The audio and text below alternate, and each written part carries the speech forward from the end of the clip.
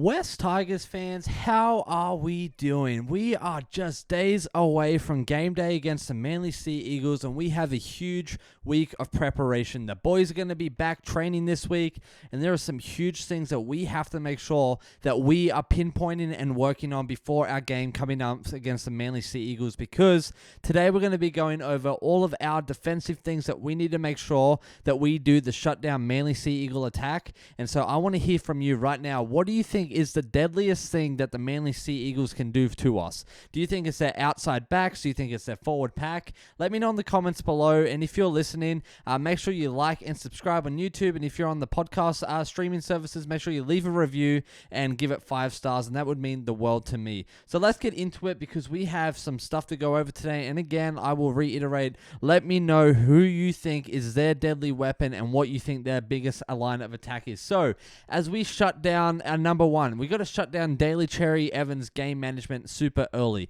And what I mean by that is Daly Cherry-Evans definitely knows how to control the tempo, I think, of Manly's entire attack, right? So I think if he's given time and space on that last tackle, he'll definitely slice us up with the kicks in behind or isolate our edges. And that, to me, is going to be a huge thing for Fonua. If May is in, that would be a huge advantage for us to make sure that defensively he is on point for that. And so when we look at this, we got to make sure that we are protecting our edges. Historically, this season, when we had Lockie Galvin in, his right edge was definitely lacking. And so I assume Latu Fonua will be in this week, not Heath Mason. I think Heath Mason will most likely start on the bench as of his more recent performance. He came out, he did a great effort, but there were just some things that we need to tighten up and tweak. And we all know that the defensive efforts from the other team are going to be targeting Heath Mason, and especially attacking as well. And so I just think Latu Fonua is a little bit more sharp and more agile in that sense, and I think Heath Mason is going to make a great 14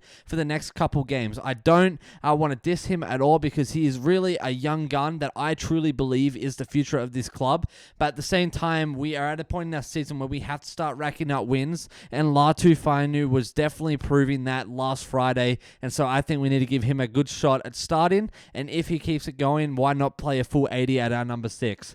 So I think what we got to do is apply our kick pressure, constant and consistent kick pressure, especially through our edge back rowers, right? And those middles need to sprint up in those critical 4th and 5th tackle moments. And I think if we can do that, we can shut down a lot of Cherry-Evans' plays and a lot of his kind of strategy when it comes to the way that they get points and win games. Number 2 is win the middle to starve the shape. And what I mean by this is Manly's edge attack comes alive when they win the ruck. Other than that, I don't really know if they have a solid line, especially their edge lines, if they don't win rucks and if they don't have momentum, right?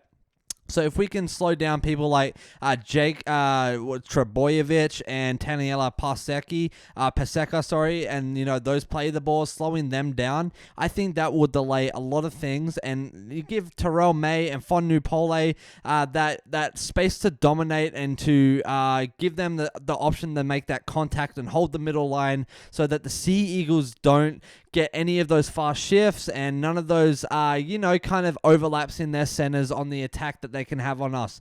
And that's kind of where we've seen a lot of our points leaked from other teams this season, is them running circles around our centers. We've had Fonua, we've also had Brent Naden, we've had Charlie Staines in there, we've had a lot of different movement in our centers, we've had Adam Dewey in and out, and so the fact that we have Jarrell Skelton back and we have Taruva on our edges is a really, really good solid thing that we can have. So we have Toa in our center, and then we also have Adam Dewey on our other center as well. But if May has the option to come in this week, which I don't know, I have this sneaking suspicion that Benji and Richo are definitely playing with the idea. I think that'll be huge. I think we put him on either Taruva's side and move Toa to the other side, and Dewey can be like a 14 or a 15 or something like that, or some depth there. Or what we can do is put Jarrell Skelton on the center and put May on the wing. Now that's just an unpopular opinion. That's just what I think that could be an option. What are your thoughts on that? What are your thoughts on moving Skelton into, a center position and having Taylor May on the wing with him? Let me know what your thoughts are with that. That's just something I've been toying and tossing up. But number 3 is we got to jam hard on our left edge, right? So don't let Garrick or Saab wind up winning like those moments, right? So what I mean by this is Manly loves sweeping left with Tom and chiming in behind the line. Like that is just their typical thing that they love to do. And that often gives Garrick or Saab like that runaway to work with, right? And that kind of overlapping strategy. And so our right defense edge has to probably going to be safe off Latu and Toa most likely, but they must jam extremely aggressive and trust the inside help rather than backing off and giving them room to build speed. We got to make sure we're coming off that line as a unit and as one pack. So number 4, this is where things are, we got to be smart. We got to watch Turbo as a decoy, and he's not always a target, right? Tom Trbojevic draws attention every single set, and Manly are now smartly using him, I think, as a decoy to create spaces for people like Cooler to come through, or them mobile forwards. And so we really have to win that battle up the middle, but also on that edge. So I want to just reiterate that safe off, we have to be on point defensively, man. Terrell May, we have to be on point. If we end up having Royce Hunt, we have to be on point. There are so many crucial things to this pack, this game coming up this week.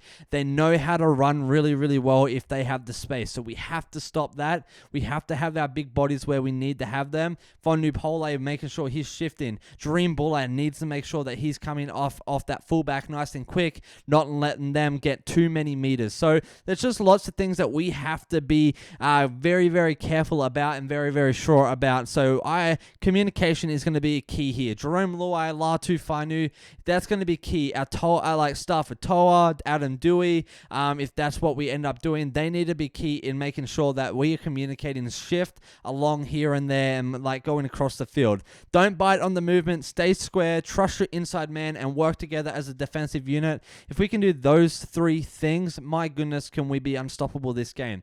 We need to see that, start of the season defense that we saw, that try line defense. I want that every single meter. I don't want to just happen to, turn it up while we're on the try line. I want that on the 40. I want that on the 50. I want that on their 20. I want it everywhere on that field.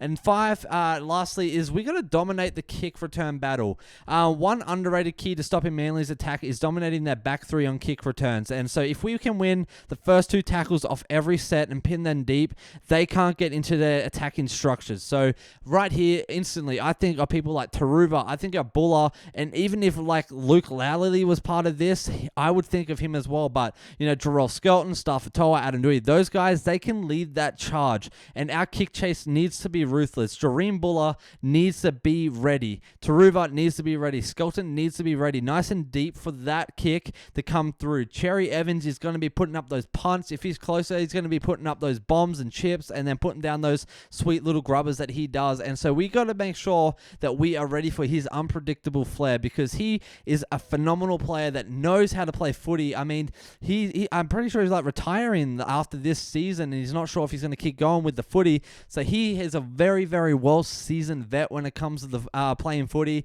and so he knows how to run circles around any team, and he is very, very smart. So what are your thoughts on all of these points today? Do you think I'm on the mark? Do you think we need to focus on something else? This week is going to be all things our strategy, and right now we're just scratching the itch, if you will, on the defense. What we have to do defensively to shut down their attack, because this is going to be a game very similar to the Raiders in the sense they're doing very well this season. They've had upsets, sure, but they're doing well. They know how to play footy, but we have a huge effort that we have to put up in order to win. So let me know your thoughts, Tigers fans. Do you think we have this in the bag? What are some of your points that we think we have to do? And then who should we be shutting down? Do you think it's Cherry-Evans? Do you think it's someone else? You let me know in the comments below. And again, thanks for tuning in, and thanks for tuning into this episode. I would love if you subscribe, leave a review, all the great things that help make this community a bigger and better community. And as always, you guys take care of yourself, you take it easy, and I will see you in the next episode.